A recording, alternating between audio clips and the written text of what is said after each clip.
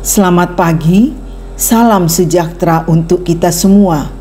Puji Tuhan, kita bertemu lagi dalam Waktu Teduh Gereja Toraja Jemaat Bogor, diambil dari Renungan Harian Toraya edisi hari Rabu 4 September 2024. Firman Tuhan pagi ini akan kita dengarkan dari Kitab Injil Markus pasal 7 ayatnya yang ke-9 hingga ayatnya yang ke-23. Sebelum membaca dan merenungkan bersama firman Tuhan, mari memohon tuntunan Roh Kudus. Kita berdoa. Bapa kami yang di sorga, pagi ini kami mengucap syukur karena Tuhan masih mengaruniakan waktu untuk menjalani kehidupan ini. Tapi sebelum kami memulai aktivitas kami hari ini, kami akan bersama-sama membaca dan merenungkan firman Tuhan. Oleh karena itu, mohon tuntunan Roh Kudus-Mu untuk menguasai hati dan pikiran kami, sehingga kami dapat memahami kebenaran firman-Mu seturut kehendak-Mu saja. Dalam nama Tuhan Yesus, kami berdoa dan mengucap syukur. Amin. Bacaan kita dari kitab Injil Markus pasal 7 ayat yang ke-9 hingga ayatnya yang ke-23. Saya akan bacakan dari Alkitab Terjemahan Baru 2. Lalu Yesus berkata kepada mereka, "Sungguh pandai kamu mengesampingkan perintah Allah supaya kamu dapat memelihara adat istiadatmu sendiri. Karena Musa telah berkata, hormatilah ayahmu dan ibumu, dan siapa yang mengutuki ayahnya atau ibunya harus dihukum mati.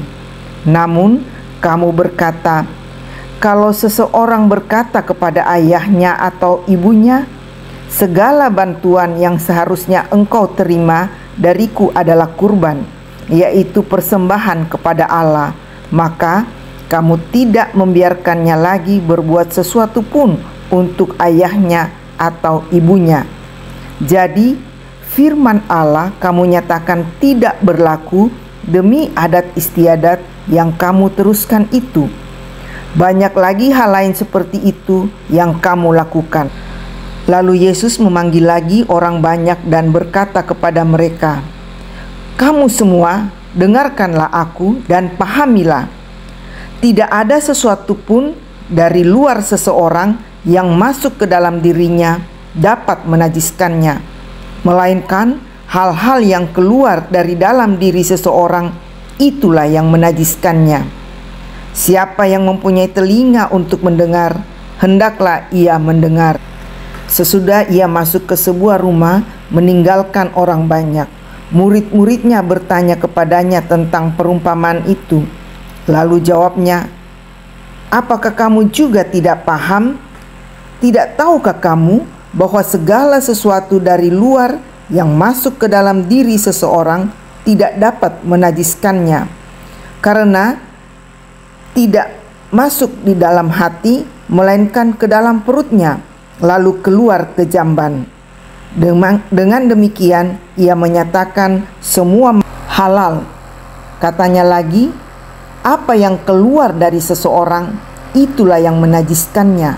Sebab dari hati orang timbul pikiran jahat, percabulan, pencurian, pembunuhan, persinahan, keserakahan, kejahatan, kelicikan, hawa nafsu, iri hati, hujat, kesombongan, dan kebebalan. Semua hal jahat ini timbul dari dalam dan menajiskan orang." Amin. Judul renungan kita pagi ini mengutamakan firman Tuhan di tengah tradisi. Umpatoro madatu kadan napuang ilan kabiasan. Orang percaya seringkali dihadapkan pada perdebatan antara kebiasaan adat dan firman Tuhan. Hal itu juga sering menjadi topik yang ramai dibicarakan dalam lingkup gereja, termasuk Gereja Toraja, yang mana timbul perbedaan pendapat. Lalu, bagaimana kita harus bersikap? Penting disadari bahwa tradisi atau kebiasaan adat tidak sepenuhnya salah. Namun, kebenaran Tuhan tentu jauh melampaui kebiasaan manusia tersebut. Yesus menunjukkan ketidakpuasannya terhadap orang Farisi dan ahli Taurat yang lebih mementingkan kebiasaan dibandingkan dengan perintah Allah. Mereka mencoba menuduh Yesus dan murid-muridnya karena tidak tunduk pada tradisi manusia. Tetapi Yesus justru mengecam mereka yang lebih mengutamakan adat istiadat lantas mengesampingkan perintah Allah. Kisah ini menjadi peringatan dan pelajaran bagi kita. Kita pasti akan berinteraksi dengan orang-orang di sekitar kita karena kita adalah makhluk sosial. Selain mengikuti perintah Tuhan, kita juga perlu menghadapi beragam aturan sosial lainnya, termasuk adat istiadat, aturan organisasi, dan peraturan negara. Tuhan tidak bermaksud meniadakan adat istiadat dan tradisi nenek moyang. Namun, kita tidak boleh menempatkan tradisi manusia setara dengan ajaran Yesus. Jangan mengesampingkan perintah Tuhan demi otoritas adat istiadat yang semu. Jika ada aturan-aturan manusia tidak sesuai firman Tuhan, kita harus kritis dan berani memperbaikinya.